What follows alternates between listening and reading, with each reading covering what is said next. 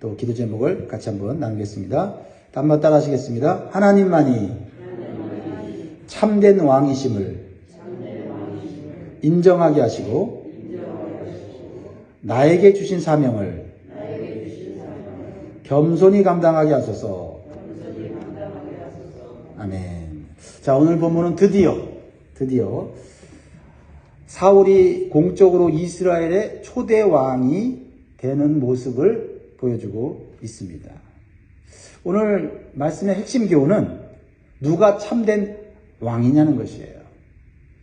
사울이 왕으로 세움을 받았지만 진짜 왕은 누구냐는 거예요. 그분은 바로 세상을 창조하시고 죄인된 우리를 구원하시고 우리를 하나님의 뜻대로 통치하시는 위대하신 하나님이시라는 거예요.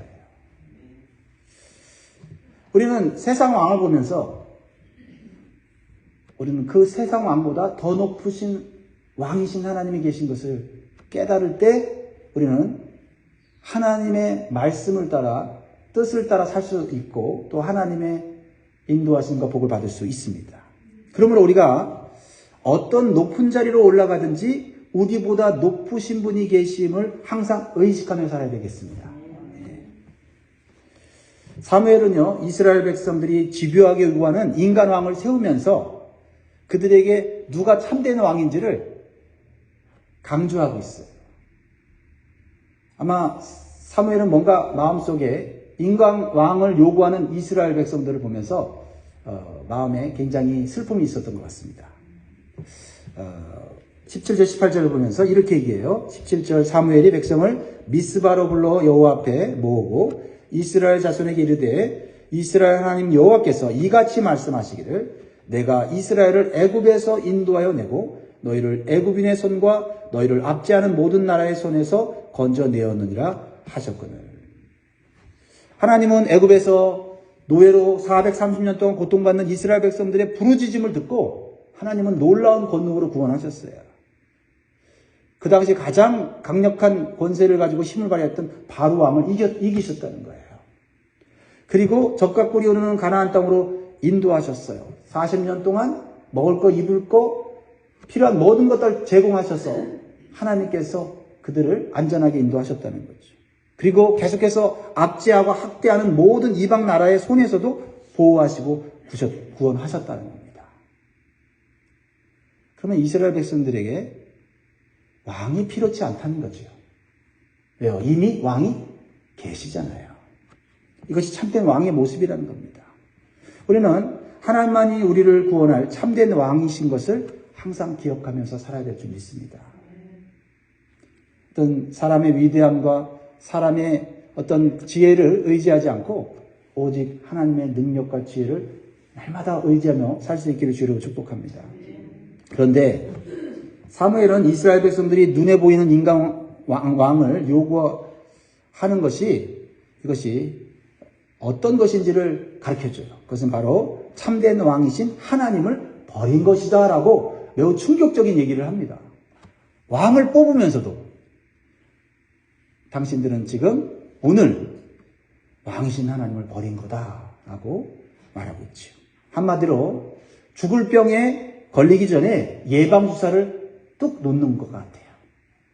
자, 우리도 이러한 어리석은 생각을 갖지 않도록 조심해야 되겠습니다. 19절 너희는 너희를 모든 재난과 고통 중에서 친히 구원하여 내신 너희 하나님을 오늘 버리고 이르기를 우리 위에 왕을 세우라 하는도다. 그런즉 이제 너희의 지파대로 1000명씩 여호와 앞에 나오라 하고. 너희가 그렇게 요구하던 왕은 하나님께서 허락하셔서 세우기는 세우겠지만 분명히 알 것은 왕을 세움으로 말미암아 왕이신 하나님 버린 거다라고 말하고 있죠. 사무엘은 왕정 제도가 하나님을 버리고 무시하는 제도가 될 수 있지만 자비로우신 하나님께서는 이스라엘 백성들의 요구를 들어주셨다는 거예요. 그러나 하나님께서 인간의 요구를 들어주신다고 해서 그것이 항상 하나님이 기뻐하는 것이 아님을 깨달아야 돼요. 우리가 기도할 때 우리가 기도해서 간구해서 받았다 하더라도 그것이 하나님이 기뻐하는 것이 아닐 수 있다는 사실을 기억하면서 우리의 기도와 간구를 점검해야 한다는 거예요. 참 아이러니한 것이 뭐냐면 무자비한 이방 나라의 왕에게 고통과 학대를 당했어요. 그 이방 나라의 왕의 권세와 그 학대가 얼마나 큰지 그들은 경험했어요.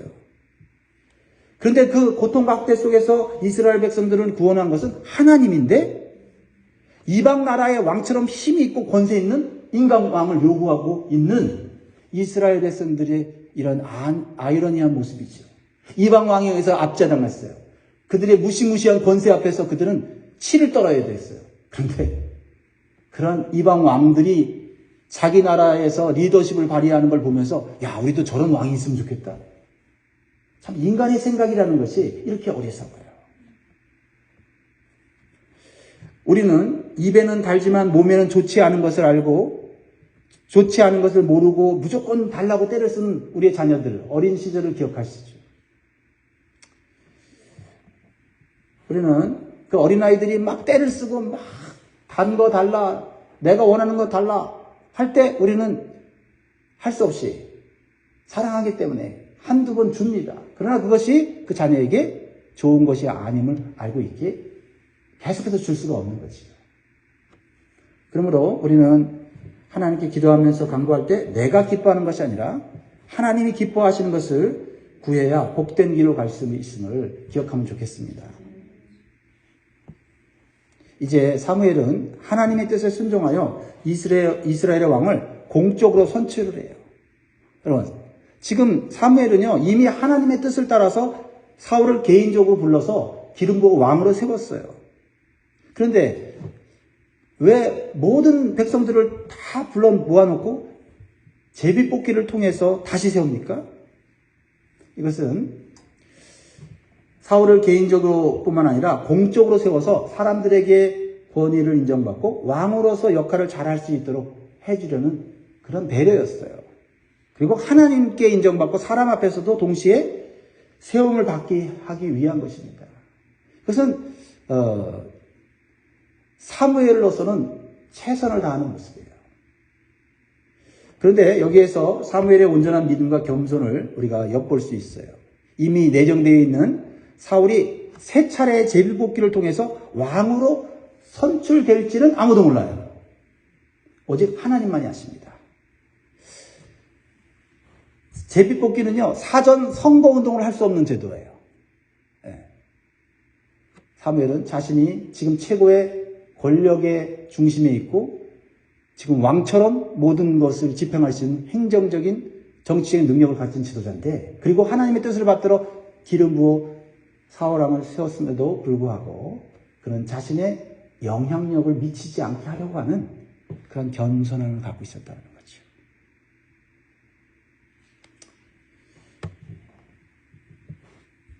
하나님은 이러한 사무엘의 겸손함을 끝까지 기억하시고 축복하셨어요.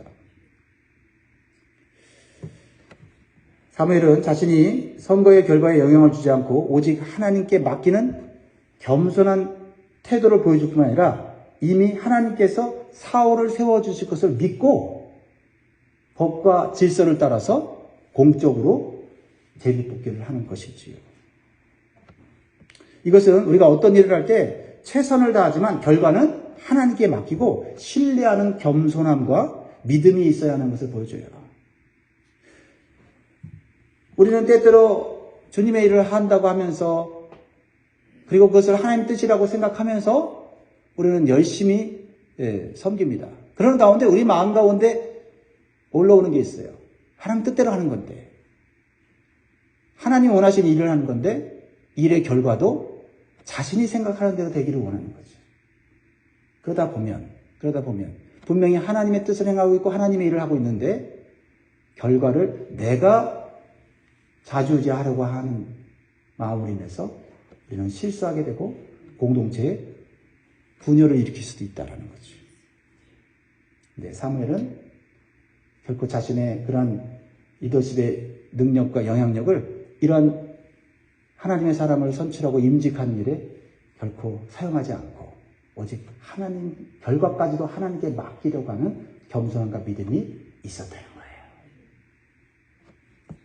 자, 이제 세 번의 제비뽑기를 통해서 누가 왕으로 선출되었습니까? 사울이 됐어요.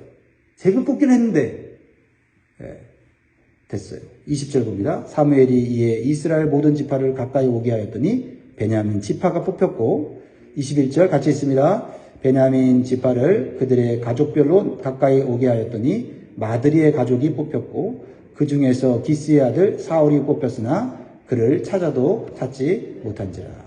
베냐민 지파 가장 나약한 힘이 없는 이 지파에서는 왕이 나올 수 없는 그런 상황이에요. 그러니까 우리가 개천에서 용난다 뭐 그런 말을 하듯이 개천과 같은 곳이 이 베냐민 지파였다는 거죠. 근데 여기 특별히 마드리의 가족이 뽑혔고 이렇게 돼 있죠. 마드리의 가족 중에 이제 기스의 아들 사울이 뽑는데 이 마드리라는 것이 비가 내린다라는 뜻이에요. 왜 특별히 이 마드리라는 이름을 썼을까요? 하나님의 은혜의 담비가 이 선거하는 가정 속에 내렸다는 거예요. 어느 누구도 자신의 욕심대로 사람을 뽑지 않고 하나님께 뜻을 맡기고 그 결과를 맡기고 내가 최선을 다하지만 내가 결과를 좌지우지하려고 하는 그런 모습이 아니라는 거죠. 근데요, 하나님께서 이미 정하신 대로 기스의 아들 사울이 왕으로 뽑혔는데 매우 당황스럽고 우스꽝스러운 지금 상황이 벌어져요. 사울이 왕으로 뽑혔으면 당당하게 자신을 드러내야 하는데 보이지를 않아요. 그래서 사람들이 하나님께 물어요. 사울이 어디 있습니까? 이렇게 물어요. 그래서 하나님께서 그가 어디에 숨었는지 가르쳐 주세요. 참 재미있는 광경이죠. 숨었는데 사람들은 못 찾는데 하나님은 다 찾아요. 위에서 다 보니까 예형 짐들이 엄청나게 많았는데 그 짐 뒤에 숨어 있어. 엄청나게 큰 이 신체를 가진 사울을 찾은 거죠. 자, 22절 보니까 그러므로 그들이 또 여호와께 묻되 그 사람이 여기 왔나이까? 여호와께서 대답하시되 그가 진보다리들 사이에 숨었느니라 하셨더라. 여러분, 사울의 입장을 우리가 생각해 보는 거예요. 이미 개인적으로 기름 부어 왕이 되었어요. 아, 내가 왕이 될 거구나. 그리고 공적으로 사람들 앞에서도 내가 인정받을 것인가 노심초사했는데 놀랍게도 하나님의 그 뜻대로 자신이 공적으로도 왕으로 선출되었어요. 그럼 어떻게 해요? 당연히 손을 탁 들고 당당하게 나 사무엘 선지자에게 인정받은 사람이야. 나 지금 모든 사람들한테 인정받은 사람이야 라고 하면서 자신 있게 나올 수 있다 이 말이죠. 근데 왜 사울은 진보다리 사이에 숨었을까요? 먼저는 자신이 왕으로서의 역할을 감당할 만한 자격이 되지 않는다고 생각하기 때문에요. 자기 자신을 아는 거예요. 하나님 앞에서 자신을 볼 때 자기는 왕으로서 또 환경적으로나 조건적으로도 부족한 면도 있었죠. 특히 자기 마음대로 권세를 부리는 이방 왕과는 달리 이스라엘 왕은 왕이지만 그냥 왕이 아니에요. 왕이신 하나님의 대리자이기 때문에 하나님을 드러내야 되는 왕의 자리예요. 그것을 사무엘을 통해서 몇 번씩 좀 들었어요. 그러다 보니 선뜻 자기가 이 자리에 설 수 없는 부족한 존재라는 것을 깨닫는 거예요. 우리가 하나님께 세움받았고 사람들에게 인정받아 세움을 받는 직분이라 할지라도 그 직분은 하나님의 성품을 드러내고 하나님의 뜻을 드러내는 자리로 생각해야지 자신의 권위나 권세를 드러내서 사람들 앞에서 자신이 원하는 것을 하려고 한다고 생각한다면 그 왕은 하나님께서 다시 땅바닥으로 떨어지게 할 거예요. 이것은 사울의 겸손함을 보여주는 것이죠. 이렇게 하나님께서 택하신 직분자는 하나님께서 주신 일과 직분에 순종하면서 자신의 권위를 스스로 드러내지 않으려고 하는 겸손한 모습을 보여준다는 것을 기억하시기 바랍니다. 하지만 사울은 사람들이 그를 찾아와서 왕으로 섬겨줄 것을 요청해요. 그러니까 그때는 기꺼이 나서서 사명과 직분을 감당하는 것을 보게 됩니다. 그러자 현재 최고의 권력을 가진 지도자 사무엘도 또 겸손한 모습을 보여줘요. 왕으로 뽑힌 사울을 자신보다 높여서 자신의 자리를 기꺼이 내어주는 모습을 보여주죠.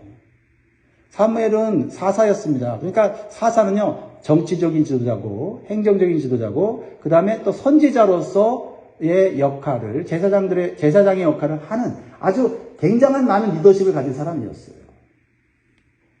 그런데 24절에 보세요.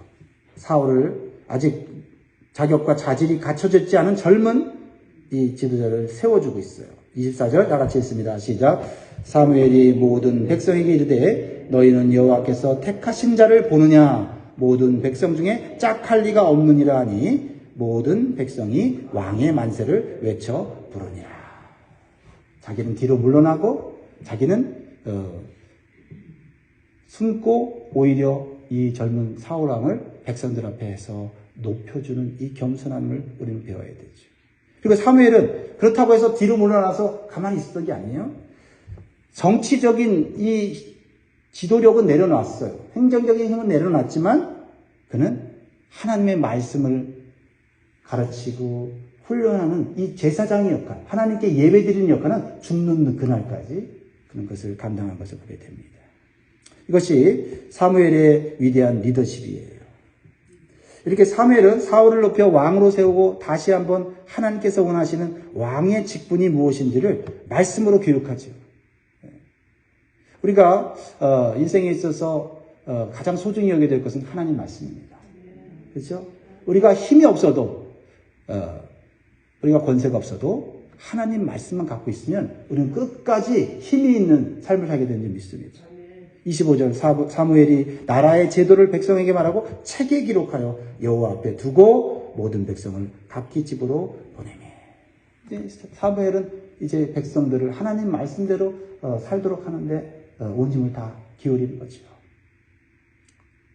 그런데요, 마지막으로 우리가 한 가지 살펴볼 것은 사울이 왕이 되었을 때 모든 사람들이 지지하고 인정하지 않았다는 거예요. 따르는 자들이 있었고 따르지 않는 자들이 있었다는 거죠. 이것은 이 세상에 어떻게 보면 자연스러운 원리예요. 어떤 공동체든지 따르는 사람들이 있기 마련이고 따르지 않는 사람들이 있기 마련이에요.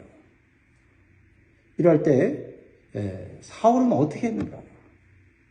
이제 막 직분을 맡아 사명을 감당할 때 사실 모든 사람이 올 것이라고 생각하는 자체가 사실 욕심이죠. 우리가 직분을 맡아 일할 때 기억해야 할 것은 모든 사람들이 따르지 않는다는 거예요. 따르고 협조하는 사람도 있지만 반대하고 따르지 않는 사람도 있다는 사실을 기억해야 돼요. 먼저 사울은 자신을 따르는 사람들과 함께 자신의 사명을 최선을 다해서 감당했다는 거예요. 자, 보세요. 26절. 사울도 기브와 자기 집으로 갈 때에 마음이 하나님께 감동된 유력한 자들과 함께 갔느니라. 여러분, 하나님이 세우신 사람은 하나님의 감동을 받아 따르는 자들이 있기 마련이에요. 하나님의 감동을 받아 함께 일하는 것은 참으로 힘이 되고 기쁜 일입니다. 여러분들이 크게 작게 지도자로서 지금 교회에서 섬기고 있어요. 아마 그 작은 모임 공동체 안에서도 따르는 자들도 있고 반대하는 사람이 있고 불평하는 사람이 있을 거예요. 그럴 때 우리는 하나님께서 따르는 자들과 함께 우리는 힘써 섬기는 데 초점을 맞춰야 될 줄 믿습니다. 그런데요, 사울은 따르지 않고 반대하는 사람들에 대해서 어떻게 했습니까? 자, 그들은 27절에 나와 있죠. 어떤 불량배는 이르되 이 사람이 어떻게 우리를 구원하겠느냐고 멸시하며 예물을 바치지 아니하였으나 그는 잠잠하였더라. 이 사울의 초기의 모습은 정말 아름다운 지도자요, 아름다운 직분자의 모습을 보여주고 있죠. 아마도 이 불량배들은 사울의 배경을 무시했던 것 같아요. 베냐민 지파 인정하지 않는 지파예요. 이 불량배들의 이 배경은 학자들은 그렇게 얘기해요. 아마 에브라임 지파나 유다 지파일 거다. 에브라임 지파나 유다 지파에서는 영웅이 나타나서 이스라엘 나라를 구했거든요. 근데 이 베냐민 지파는 지도자가 나올 그런 지파가 아닌데 거기서 사울 왕이 뽑히니까 불평하는 거예요. 저런 사람이 우리에게 지도자가 되냐? 저 사람이 무슨 우리 이스라엘을 구원하겠느냐라고 하는 거죠.